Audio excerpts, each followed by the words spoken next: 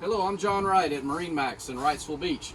Today we're going to take a look at a 2018 Sea Ray 270 SDX Outboard.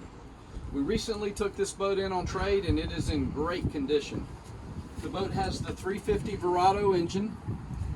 You have the dune interior, big swim platform with the sea deck matting, freshwater shower. As you step up into the cockpit, you see we have an onboard battery charger. The subwoofer is part of the Premier Audio. Table that mounts here. Snap-in, infinity woven vinyl carpet. As we move forward to the helm, the boat is equipped with the Simrad display, nice clean dash, Rockford Fosgate stereo, digital throttle, active trim.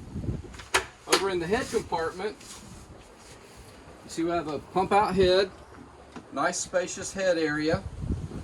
This boat has approximately 80 hours total.